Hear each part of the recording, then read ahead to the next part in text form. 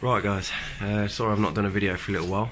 As you can see, the water's a bit low in the fish tank at the moment, but I'm going to do a bit of a selection on these. Got way too many for this tank now, so I've really got to whittle it down. I'll try and get a couple of clips of some of the better ones as I'm going through them. Still got no idea how many I've got in there, but I guess we're about to find out. It's going to be a bit of a long process, but here we go. So this is literally the first couple of fish that I scooped out. I don't know whether it'll focus, but this little one here looks like a proper Sheba. It's really light grey metallic. It's got a brown head. It's going absolutely nuts. It won't stay still long enough to look at it. So that one's going to be a keeper.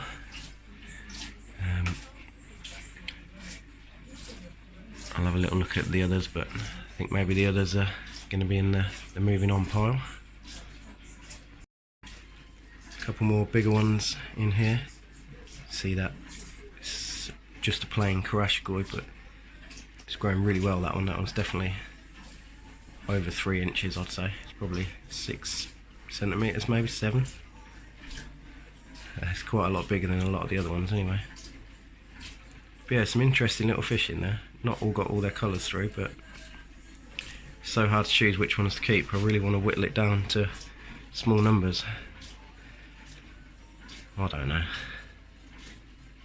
No doubt I'll give all the wrong ones away. So I don't know how well you guys can see this. I'm sort of losing the light a bit now. But this is my keepers. I said I was going to keep it to 50, but I ended up having a few more in there. I don't know what varieties are going to be. I just don't know what to keep. So anything that sort of grabbed my eye, I chucked in the bowl. But there's a few nice ones in there. There's a couple of some of these real small ones looking like proper Ashibas. There's a few that look like they might be Kahaku, but I'm not really sure how that works because I've not got any Kahaku in the well, I've only got one little Kahaku in the main pond, and it's probably not old enough to spawn, so I don't know. I'll try and get another video when they're back in the tank, and hopefully you can see them a bit better in there. There's also, I don't know, maybe about 6 or 7 that I just couldn't catch, and I didn't want to stress them out anymore, so they're staying as well. Sorry, my lighting's totally awful, but these are the ones that are all going. There's probably still some nice fish in there. I just don't know what I'm selecting really. Again, I should have counted them, but I didn't.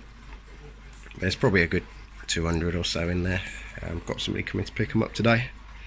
He's had a few fry off me before, so no, they'll be looked after. But yeah, it's just a few too many for me to look after in my fish tank.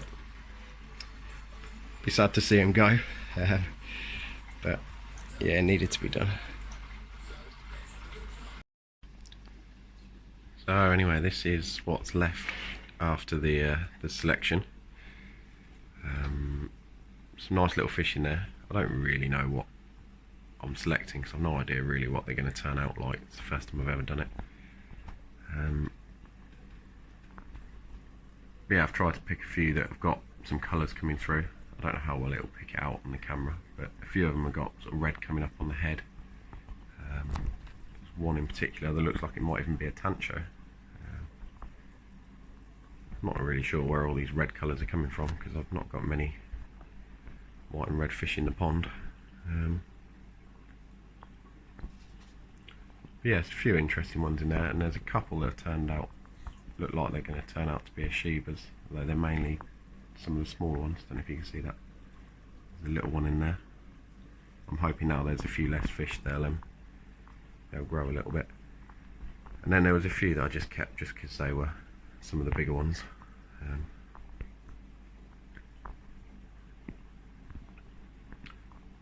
But yeah, still quite a lot of fish for a small tank really, but it's a lot less stock than it was. I've probably given away 5 or 6 for every one that I kept. So we'll see how they get on. Did have one this fish here, unfortunately, as I was transferring them back, if it'll focus in on it, it jumped, and it jumped down the back of the tank, and it was an absolute nightmare to try and get it back out from that tank, because obviously it's so heavy that I can't move the tank or the cabinet. I had to sort of fish it out from underneath. It's looking a little bit worse for wear. Give it a few days, see if it, how it's looking. Yeah, don't know about that one. But yeah, it's a nice little fish in there. They've really grown well. The guy who picked them up, he had a few off me before, and he reckons a lot of his are still quite small. So I'm obviously doing something right in the tank. But he's got a much bigger setup, so he's taken the rest of the other ones. He's going to grow them on. I'm not sure if his setup's heated. Possibly that's why they're growing slower. So just going to give them some food. As you can see, they're all ready for it. This is what I'm feeding at the moment. I've only just got this in the last couple of days because I ran out of my other one. They seem to like it anyway. I'll give them some now.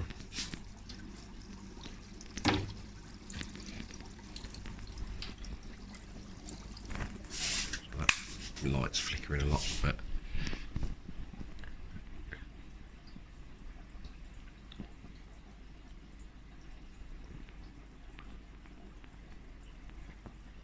they're all well up for some food.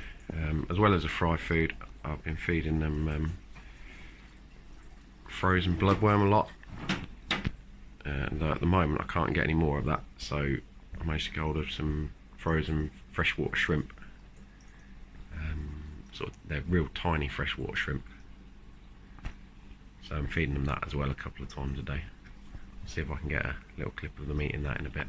They do love the frozen food, probably more than the pellets. I sort of put it in a cube still frozen, and they just tear it apart. Whether they'll be quite as ferocious tearing it apart with less fish, we'll have to wait and see. I'll try that in when I next feed them.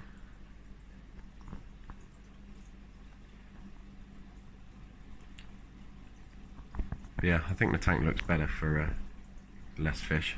As you can see, there's the red coming up on the head on that one. Probably one of my favourite ones, that one.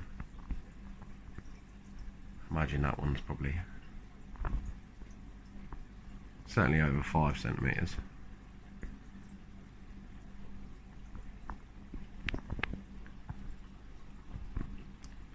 But yeah, I did have a bit of an issue with water parameters last week. I'd run out of my normal fry food, and I was waiting for this new one to be delivered. So I'd just been feeding them cubes of bloodworm and a little bit of crushed up pellet from the main pond. And I think maybe I got a little bit carried away with the crushed up pellet.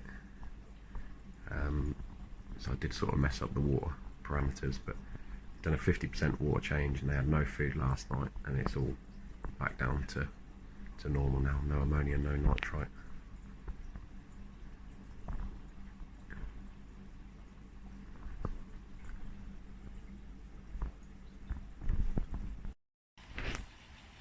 So anyway, quick update on the main pond.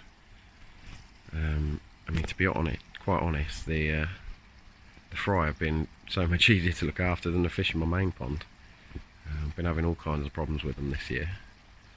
I've had trichodina again recently, which I've had to treat for with PP last week.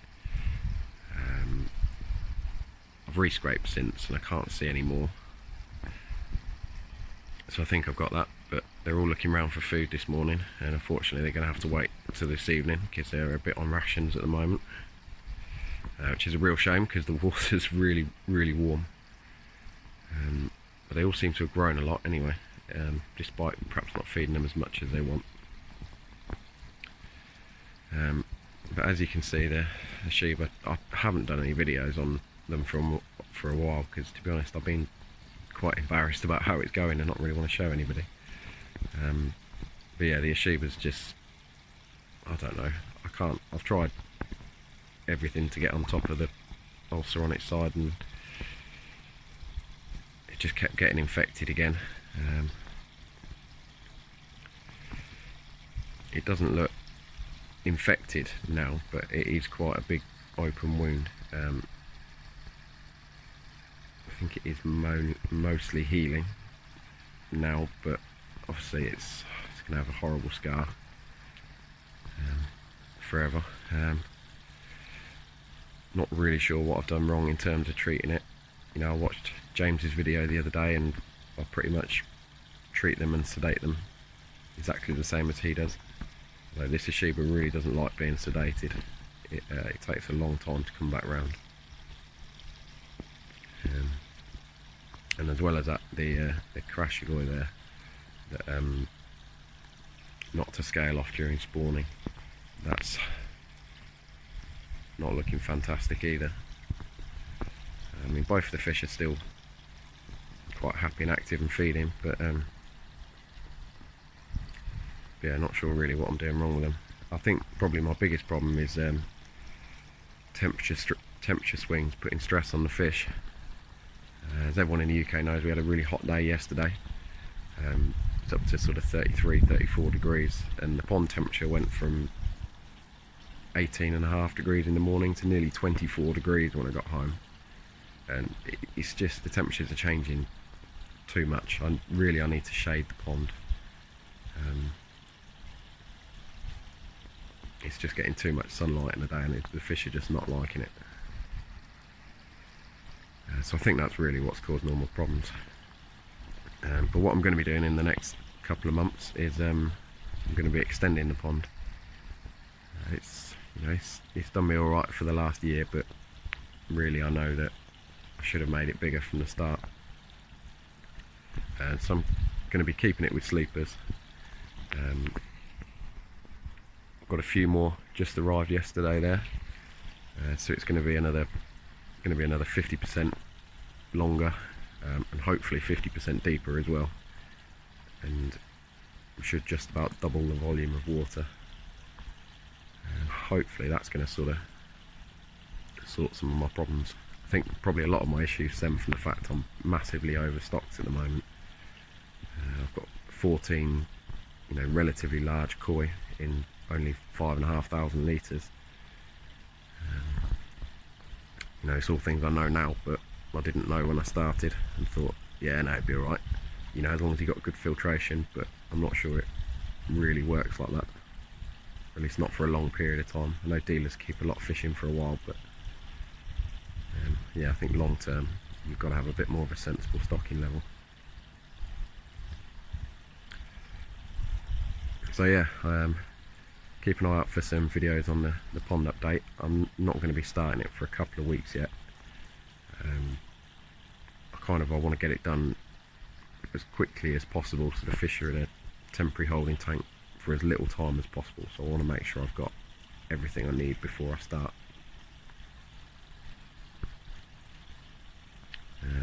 Yeah, I'm doing a few changes to the filtration as well. I'm going to be getting a drum filter. Going to be making a new DIY moving bed out of an old IBC tank, which I've just managed to get into my garden the other day. I had to take it to bits to get it in. I had to get it in over about 3 different fences and over a wall, because I've got no rear access to the garden. It was a bit of a nightmare, but we got it in the end. So yeah, keep your eyes out for that. I'm sorry guys, there's no food this morning.